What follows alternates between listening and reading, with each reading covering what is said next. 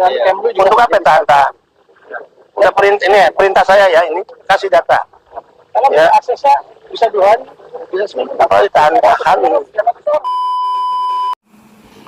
Halo guys, assalamualaikum warahmatullahi wabarakatuh. Gimana kabar semua teman-teman? Semoga selalu dalam keadaan baik-baik saja.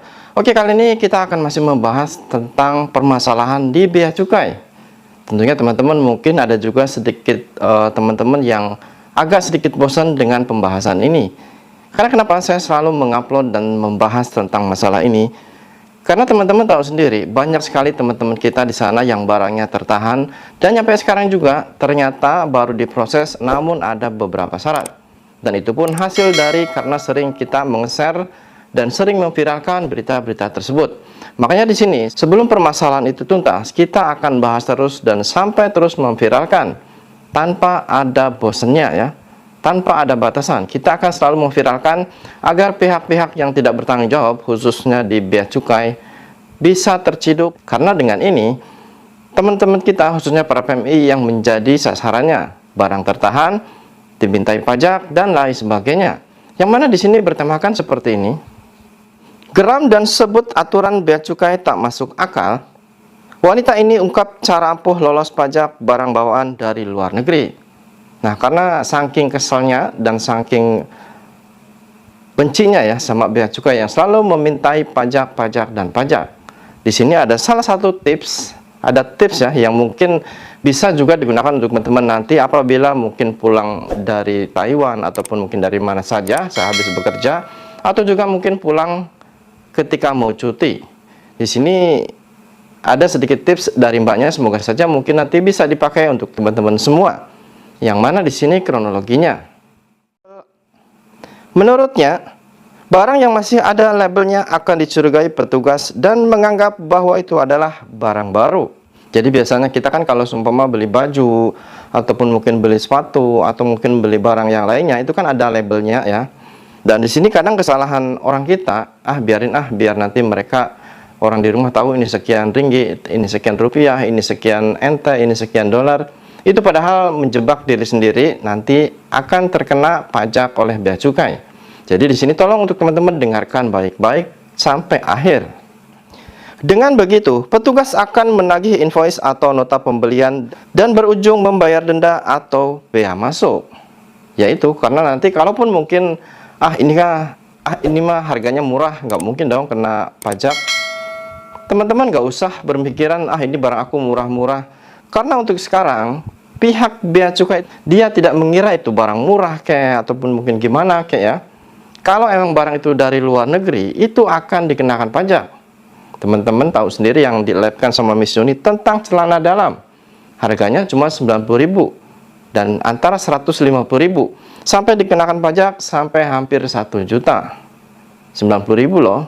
Apalagi kalau kalian barang mungkin sepatu nyampe 200.000 ataupun mungkin barang yang nyampe 1 juta atau mungkin 500.000, itu akan menjadi santapan sedap untuk mereka memintai pajak pada kalian. Wanita tersebut juga mencontohkan barang miliknya yang sudah ia pakai berupa pakaian. Ini kan aku udah pakai, jadinya ia bukan barang baru lagi dan dibatasin untuk tekstil itu cuma 5 saja. Yang kedua, ia mengingatkan bahwa ketika membeli barang dari luar negeri, jangan pernah membawa dengan boxnya saat di bandara. Nah, mungkin ketika teman-teman membeli sepatu ya, sepatu Adidas ya, itu kan harganya agak lumayan ya. Sepatu Adidas ataupun mungkin HP seperti HP Samsung, Sony ataupun iPhone, kalau boleh ya itu boxnya nggak usah dibawa gitu loh. Lagian kan kalau seumpama barang dari luar, kalaupun dibawa, kan biasanya kalau counter Indonesia itu kan mana boxnya. Nah itu sekarang udah nggak penting lagi, daripada kalian harus bayar pajak mahal coba. Jadi mendingan kita cari aman saja. Sebaiknya boxnya itu, kardusnya lah ya, dibuang, nggak usah dibawa ya. Dikarenakan hal tersebut akan membuat petugas bea cukai makin mengincar biaya pajak masuk. Nah kan, nanti kalaupun mungkin kalian membeli barang itu hanya seumpamalah ya 5 juta, sedangkan relaksasi kan bisa nyampe 7 juta atau mungkin yang Pak Benny katakan nyampe 1.500 US dollar, yaitu sekitar 22 juta. Namun untuk bea cukai, dia tidak akan menghiraukan yang namanya relaksasi, yang namanya barang dari luar negeri, apalagi seperti barang elektronik, HP, apalagi kita PMI. Nah, justru itu akan menjadi santapan sedap mereka untuk menanyakan invoice, dan bisa saja mereka dengan alasan ini itu, dan akhirnya kalian harus membayar pajak. Terus kalau misalnya kalian beli sepatu, kan buat kalian pakai sendiri, buang aja boxnya, ujar wanita tersebut. Nah, itu kan, jadi sebaiknya kalau memang untuk dipakai sendiri, kalau pun mungkin untuk ponakan, sebaiknya boxnya dibuang saja ya. Jadi nggak usah sama boxnya. Nanti kalau nggak ada boxnya dikirain bekas. Lah, bekas sama ini kan sudah beda. Jadi dari mungkin telapaknya, dari ininya pun kalau bekas itu kan beda ya, udah gugus ataupun jelek. Namun kalau baru, istilahnya kan dari kelihatannya juga sudah beda. Jadi kalaupun mungkin boxnya kita buang, itu nggak akan kelihatan itu barang bekas ya. Yang namanya juga barang baru kan kelihatan ya. Beda sekali antara barang bekas dan barang baru. Terakhir, ia juga kembali mengingatkan bahwa kita tidak boleh kalah argumen dengan petugas bea cukai. Jika petugas bea cukai marah, penumpang tidak boleh diam saja dan harus lebih berani. Nah kan, karena memang pada dasarnya untuk kita para PMI ataupun Mas TKI ya, banyak yang ketika nyampe di bandara kelihatannya serem, bertato, rambut panjang ya. Namun ketika ditanyain sama bea cukai ini itu dan mintai pajak, mereka seolah-olah sudah kayak bergetar, takut ya, grogi. Ini kita harus bangkit gitu, harus kuat. Kalau kita emang benar dan kita mempunyai kekuatan, yaitu kata Pak Benny untuk PMI mendapatkan relaksasi 1.500 US dollar kurang lebih 22 juta rupiah.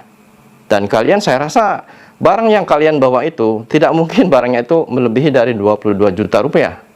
Saya yakin seperti itu. Beda kalau mungkin HP kalian iPhone 15 Pro Max, mungkin ada 2 atau gimana, itu beda lagi ya. Itu beda cerita.